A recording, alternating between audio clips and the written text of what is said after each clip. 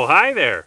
Welcome to another episode of the Okanagan Gardener and Forager channel. Today I'm going to talk to you about a plant that's native to the east in North America, but it has become established in other parts, largely because people like the way its leaves change in the fall. It gets this nice yellow and red color. It's called Staghorn Sumac, and it also, other than beyond its nice fall colors, has some edible and medicinal uses, and I'm going to tell you about some of them. Staghorn Sumac. Their original range in the east was in Canada as far as southern Ontario and in the United States as far as Minnesota, but they look quite nice, and it's not just the leaves that change color, but I think also these, well, I don't know why people plant certain things, but I think partly because these berries, they persist for quite a while, and you can still find them in the winter. So they look nice as an ornamental, anyway. And so because they escape, they spread by seeds. They can spread by seeds. They also spread by rhizomes, underground stems, to make big thickets sometimes. But because they spread from people's gardens, they've become established in different areas. And this one is, of course, like I said, Staghorn Sumac. We do have a native variety in BC called smooth sumac, Rhus glabra, and as far as I can tell, you can use them more or less interchangeably. Staghorn Sumac, scientific name is Rhus typhina. That is a deciduous shrub. Deciduous means the leaves fall off in the winter, and they can be like a shrub or a tree. They grow up to about 6 meters tall, and if you break the branches, they will exude milky sap. Now this whole thing here, this is actually one leaf, and each of these things are leaflets. But anyways, and the way that that shape is, it's called pinnate. The leaves are leaflets are pinnately divided, or the leaf is pinnately divided into 11 to 31 leaflets. And each of those leaflets is lance-shaped, and they can be 5 to 12 centimeters long, and the edges are toothed. See the little, like, teeth along the edge, I guess. They are also the fruit, which persist for quite a while. They're pyramid-shaped, and on the Staghorn Sumac, if you look, and I think you should be able to see, hopefully, they've got these velvety hairs on the branches. At the end of the branches, as you go down into the wood, the hair goes away. But at the ends, and particularly on the fruit clusters, they're very hairy. Contrast that with the Rhus glabra, the smooth sumac. The branches don't have the velvety hair, and sometimes they will have the velvety hair on the fruits. Staghorn Sumac is edible. The berries taste like lemony, and they're really good. Like, they're really good, like, in terms of flavor, but say you're out walking or something and you're thirsty, you can, like, chew on some, and they got big seeds in them, but they like really help to quench your thirst, and they're high in vitamin C. And also, what a lot of people like to do with them is you can take the berry clusters and you can make a cold infusion, like soak them in water to make like a kind of lemonade. High in vitamin C, and yeah, lemons don't grow where I live, but you can make I guess, sumac-aid, lemonade. Staghorn Sumac does have some medicinal uses. The infusion has been used to, the cold infusion, the drink, the sumac-aid, has been used to treat things like bladder infections. And the roots and the leaves are astringent, so that means like it tightens tissue. So it has also been used to make a tea to soothe sore throats, mouth sores, and other skin problems. It's also been used to treat diarrhea. And the leaves have been used as a poultice for rashes, including for treating things like poison ivy.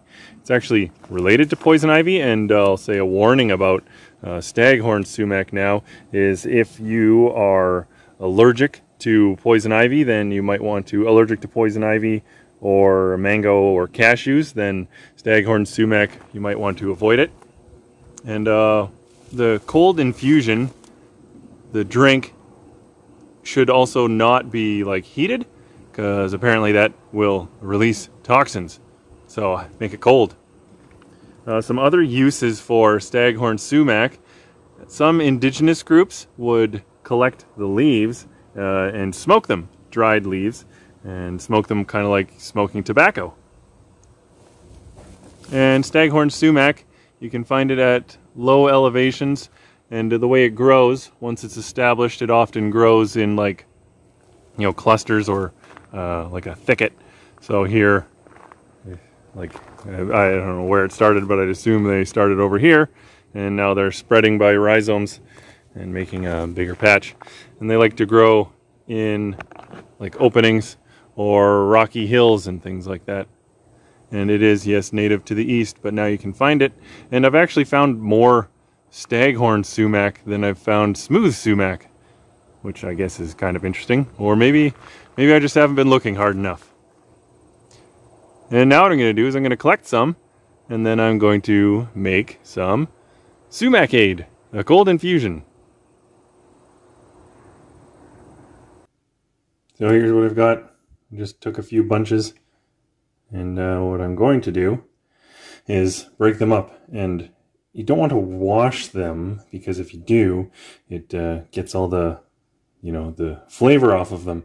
So just like manually look for any, you know, crud or debris or little bugs or whatever that might be on them. And if there are some, take them off, and then just keep the rest. And there's a whole bunch of different ways I've seen said to do this. So what I'm just going to do is loosely break them up, you know, like just a little bit, so to give more surface area. Some people say to like rip them up, or to, like, some people are just putting the whole cluster in there as is, which, I don't know, you could try that. And what I'm going to do is, yeah, break up little bits off, and then others would squeeze it.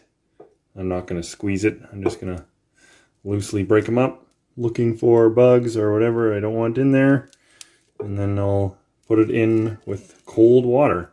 And I'm not going to, like, also, I've seen some instructions say to do it for like a few minutes, like 15 minutes is enough, and others saying, you know, leave it for hours or a day or whatever. So I'll do this, and I think I'll maybe leave it for half an hour or something, and we'll see how it goes. Oh, I'm also planning to use this French press, because then I can strain it a little, and the little hairs, which could be irritating, will get cleared out. I've waited about 20 minutes or so, and maybe you can see starting to look nice and pink a little. One of these, my camera setup, what I've got is my camera is attached to a little tripod stacked on egg cartons, so it's always interesting, or whatever, challenging for me to try to get the framing just right. So hopefully the framing is good. I'll let a car go by.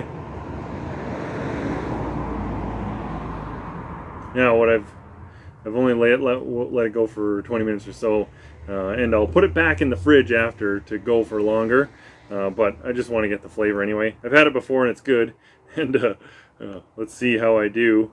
Pouring this, I always, or not always, but I often overfill it, and then it's comical to watch me spill this thing, I think. Let's see if I can do it.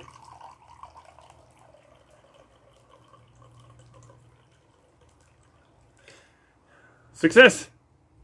So, like a kind of pinky flavor, like a pink lemonade, and if you like sweet things, you might want to sweeten it. I don't have much sugar in things, so for me it tastes pretty good. Quite a bit like pink lemonade. And yeah, if you wanted to use it for medicinal reasons, you might be more interested in having it a particular concentration or stronger or whatever. But if you want it to be just something that tastes good, a nice cool drink, that tastes like lemon on a summer day, then whatever, just try it how you want and see how it is. And if it didn't work one way, try it a little bit different. Anyway, if you like the video, then give it a thumbs up. Write a comment. Maybe let me know if you have tried this and if you like it, and how would you make it differently. And thanks for watching.